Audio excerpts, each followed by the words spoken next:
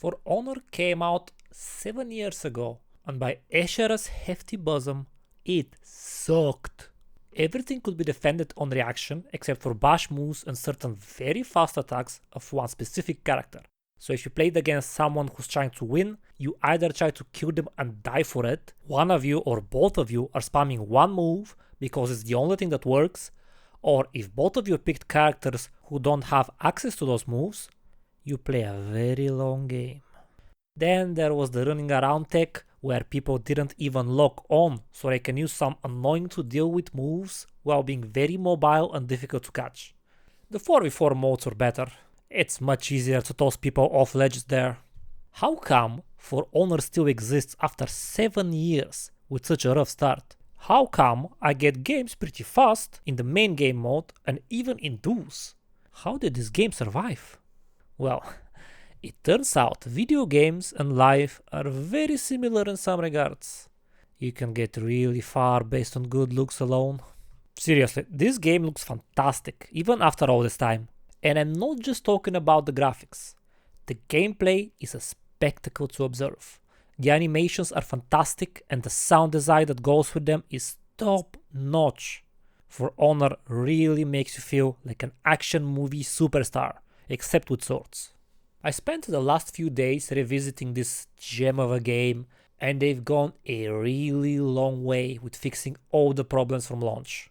It is by no means perfect. There is plenty of balance issues, or at least that's what big YouTubers tell me. I haven't played nearly enough to make such claims, but these days the game goes. There's interaction between you and your opponent, and doing nothing for a long period of time is likely to get you killed. It really feels like a fighting game now, mostly because everyone is just sitting on their buttons and it's hard to deal with. It's different but has a similar feeling.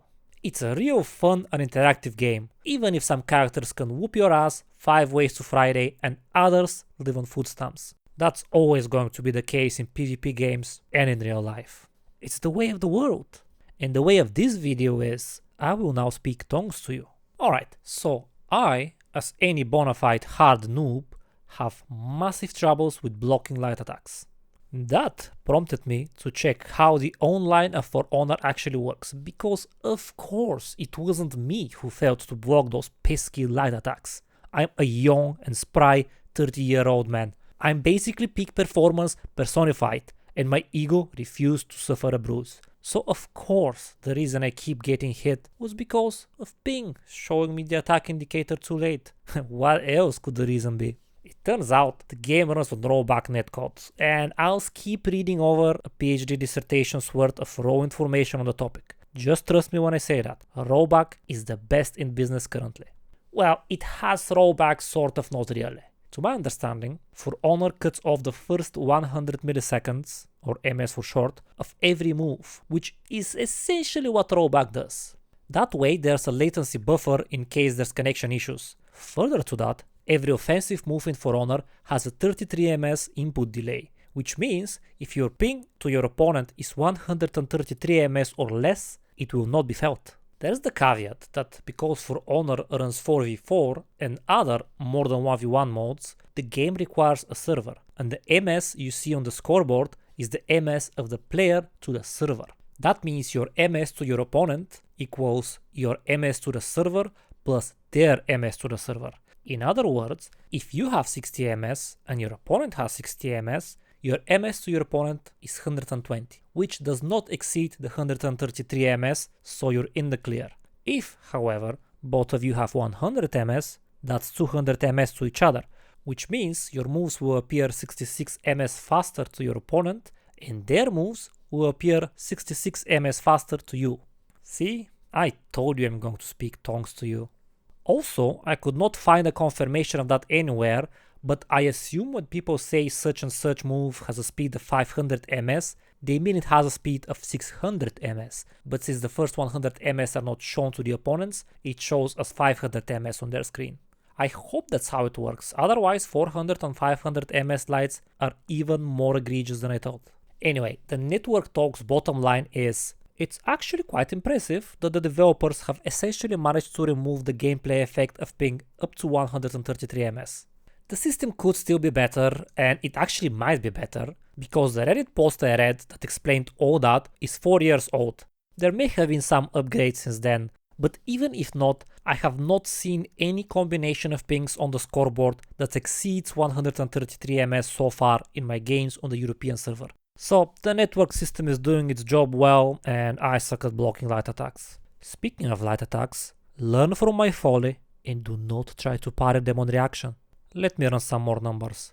In order to parry an attack, you need to input your parry more than 100 ms before the attack hits, which means that if someone is using a 400 ms light, you need to react to it within 260 ms of seeing the indicator, and that's if I'm correct and the speeds shown on the tables online already take into account the 100 ms not shown to opponents. Why 266 ms and not 300, I hear you ask? That's because the parry input is doing a heavy attack, which is an offensive move, which has a 33 milliseconds input delay.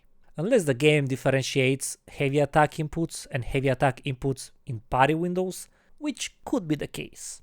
Either way, you would have to be on some very hard drugs to react to 300 or 400 ms indicators. That's about a third of a second. Surely that's not reactable without unerring precision and unfaltering focus. I'm not that old, surely. Please, I'm not. Just block the lights, don't be a hero. Or if you do go for the parry, do it on a guess, not on a reaction. If you've got a read on your opponent based on observing their pattern in your fight so far, that's a skill. Or maybe you just like gambling. Now let me review to you the essence of the game. You can play the tutorial, you can understand the mechanics of the game. Perhaps you even understood some of all the gibberish I just explained with the number stuff. None of that is what For Honor truly is. The true gameplay is ganking and getting ganked. That's right, there is no honor in For Honor. Yes, I am required to make that joke when talking about the game. It's a tradition. In simple terms, stoicism teaches us to focus on the things we can control. Our character, thoughts, emotions, and actions, while accepting the things we cannot, such as the actions of others or the natural course of events going on in the world around us. I can recommend a few books on the subject, but just this bit I snagged from the blog of one Tobias Weaver should be enough to keep your blood pressure low while playing For Honor. Ganks happen. They are in accordance with the nature of the game. You cannot go against that fact any more than you can go against a typhoon. All you can do is control what you can control, which is your reaction to the events that are unfolding as you're getting bench pressed by a gang of sweaty Vikings. The same thing applies when you're fighting someone and one of your teammates sprints in the middle of your intercourse and feeds revenge to your opponent. Those events are out of your control. Don't focus on them. Instead, focus on not smashing your controller through the TV. That is something you can prevent. Real quick for the uninitiated, ganking is when you surprise attack someone, usually resulting in a fight where your team has the numbers advantage.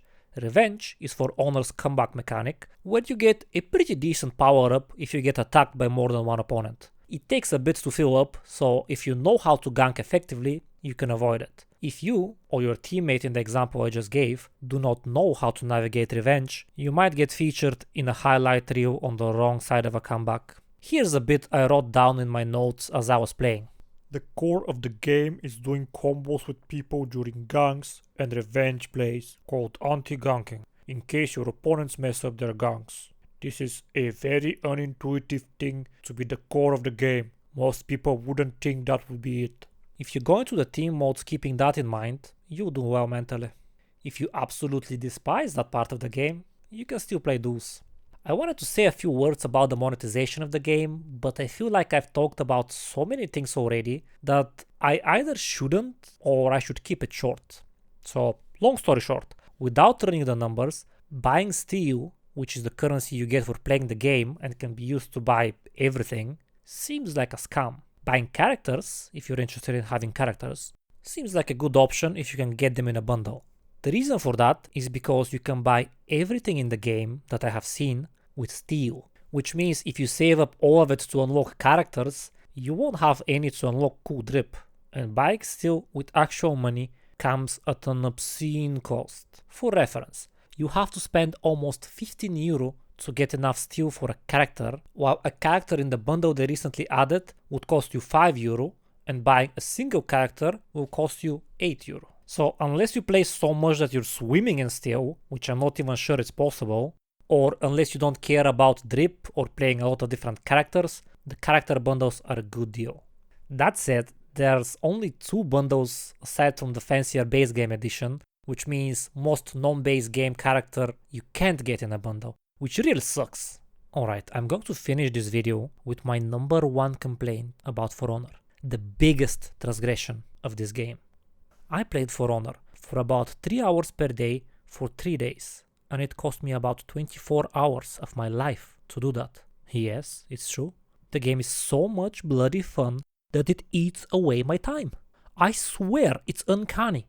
To clarify, I played 8 hours per day, but it felt like 3 hours, because the game is a ton of fun. Way too much. I feel guilty because of how much fun I'm having playing For Honor. It's so good, I feel like I'm cheating my brain. The poor lad probably thinks I'm Genghis Khan looting Baghdad while I'm playing. It's criminal, it has to be. It could be a honeymoon phase. It probably is. But I'm still in that honeymoon phase, so how about I end this video right now and go play some more, huh? I will now leave you with this clip of Black Prior burger flipping a bunch of people. It's really funny.